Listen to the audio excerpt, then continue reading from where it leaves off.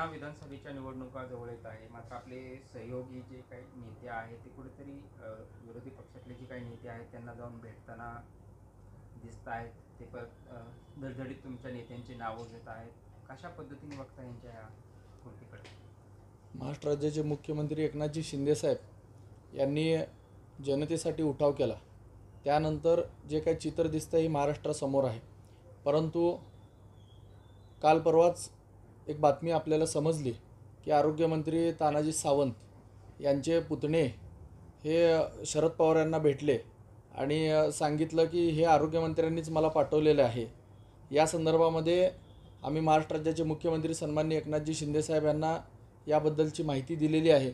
एक आमचं शिष्टमंडळ देखील त्यांना भेटलेलं आहे. आरोग्यमंत्र्यांना माझं सांगणं आहे की मुख्यमंत्र्यांच्या सोबत काम करत असताना कुठंतरी एक पुतण्याला पाठवून तुम्ही पक्षाला अल्टिमेटम देणं किंवा पक्षाला कुठंतरी आपलीच मालकी हक्क आहे असं दाखवणं हे बंद केलं पाहिजे. शिवसैनिक असं कधी सहन करणार नाहीत. मुख्यमंत्री साहेबांनी आपणास आरोग्यमंत्री केले आहे, परंतु आपण जर मुख्यमंत्र्यांनाच आमच्या पक्षालाच जर तुम्ही अल्टिमेटम देत असताल तर याचे परिणाम भविष्यामध्ये भोगावे लागतील. तुमचा एक पुतण्या शरद पवारांना भेटतो, दुसरा पुतण्या पक्षाला सांगतो की जर आम्हाला आमचा विचार केला नाही तर आम्ही वेगळा विचार करू. आणि या ठिकाणी मागील इतिहास जर बघायला गेला तर सोलापूरमधील शहर मध्य मतदारसंघातील आमदारकीच्या वेळेस काय झालं 2019ला, करमाळ्यामध्ये आपण काय केलं, हे सगळं करून जर पक्षाला जर ज्या पक्षामध्ये आपण राहता त्या पक्षालाच संपवण्याचा किंवा त्या पक्षाचे उमेदवार कशा पद्धतीने पडतील किंवा त्या ठिकाणी कसा गोंधळ करायचा जर प्रयत्न होत असेल तर आम्ही शिवसैनिक 2019ला सहन केले असतील, परंतु यावेळेस हा प्रकार सहन केला जाणार नाही. एकनाथ शिंदेंच्या कानावर तुम्ही म्हणताय की हा सविस्तर प्रकरण आहे ते टाकलाय. शिंदेसाहेब काय म्हणले, कशा पद्धतीने त्यांनी काय वक्तव्य केलं आहे का, कशा पद्धतीने? शिवसेनेचे सचिव सन्मान्य संपर्क नेते संजयजी मशिलकर साहेबांना याबद्दलची आम्ही सर्व माहिती दिलेली आहे.